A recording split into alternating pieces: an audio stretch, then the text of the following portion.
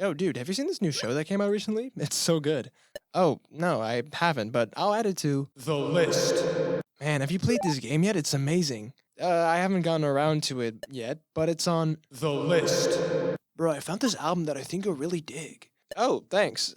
That's definitely going on the list.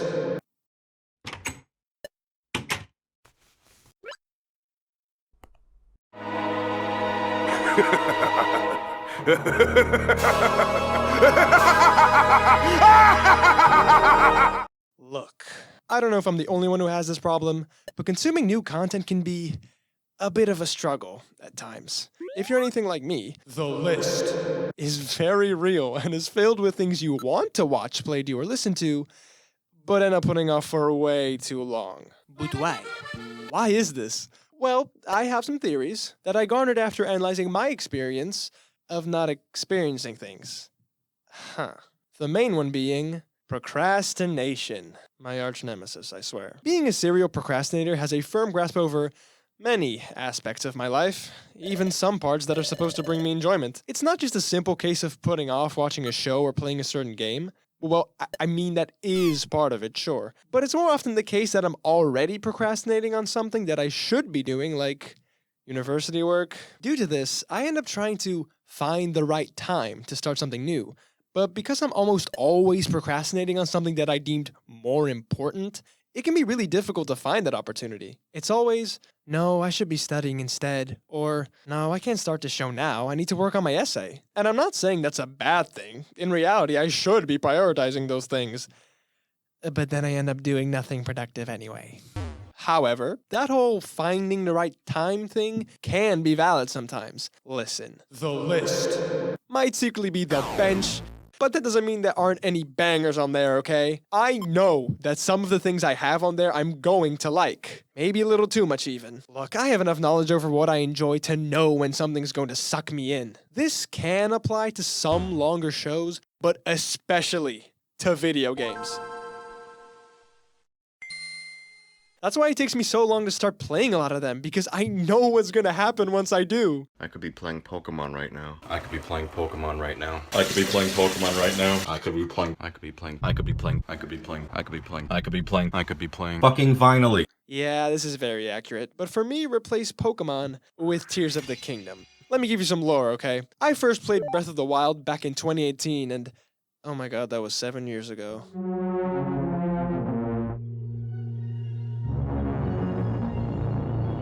Anyway, this game has gotten a lot of praise over the years, so it shouldn't come as a surprise that I absolutely loved it. I would even get up early on weekends just to play it, and when I wasn't playing, I would think about what I was gonna do when I got my grimy little hands on it again. 10 out of 10 game, I have a poster of it in my room, would recommend. So when the sequel Tears of the Kingdom got announced, obviously I was hype. Finally a sequel to one of my favorite games. I couldn't wait to play it. Oh, so you got it on release day then? No, silly. Don't you know May is exam season? But it's not. Shut up. Yeah, I was super busy at the time with stuff, but luckily, my friends banded together and gifted me the game for my birthday. However, one thing to note is that my birthday is right around the time the new school year begins. Do you see where this is going? It took me 5 months to finally start playing this game. And take a guess what happened once I did. This was in 3 weeks, by the way. Yeah, big shocker. I got sucked in. I knew it was gonna happen too. That's why it took me so long to start. Definitely got a good dose of post-procrastination clarity with this one. You know the, oh my god, why didn't I do this sooner? So yeah, procrastination's a bitch. And honestly, I can make a whole separate video about it. But not right now. Maybe later.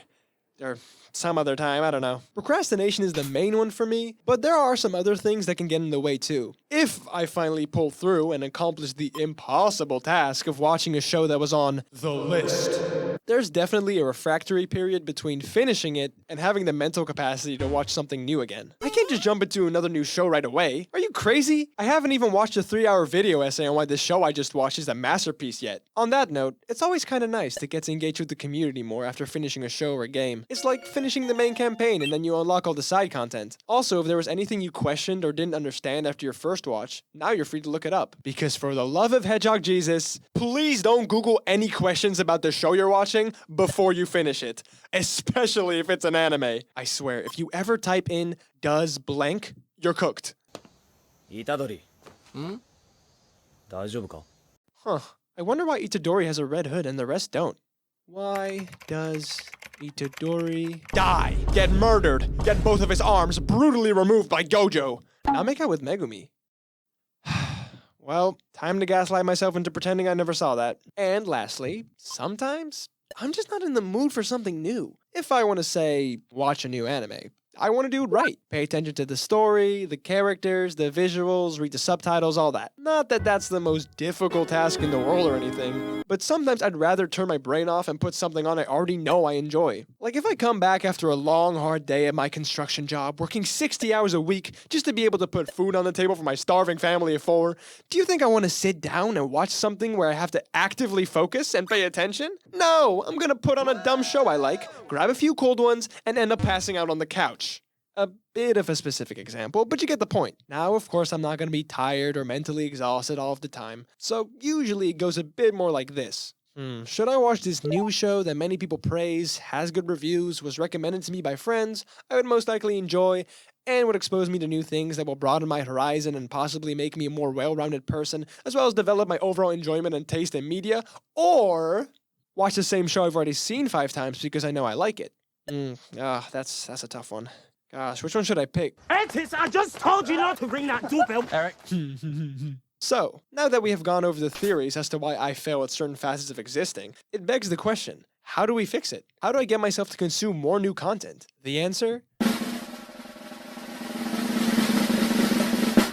I don't know, figure your own shit out. Although, I have noticed that sometimes I'll come across an edit on my For You page for a certain show, and if it goes hard, or the vibes are right, it does pique my interest. I remember seeing this one Himmel the Hero edit a while back, and it actually really made me want to watch Frieren. Until I remembered I had 2 essays due in a week, but hey, it was effective. They're kind of like community-made advertisements at that point. So I guess if you ever feel a sudden spark of interest in something, follow it. If you have the time for it, of course. I personally do try to make a conscious effort of being spontaneous when I can, which I now realize is incredibly contradictory, but I digress. I still remember the moment I found out Heartstopper Season 3 came out. I dropped everything I was doing to go watch it, while Arcane Season 2 came out over 4 months ago, and I still haven't seen it.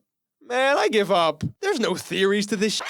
No rhyme or reason to anything. Why can't I just enjoy things? What's wrong with me? I mean, dude, chill. Stop overthinking everything. If you want to do something, then just do it.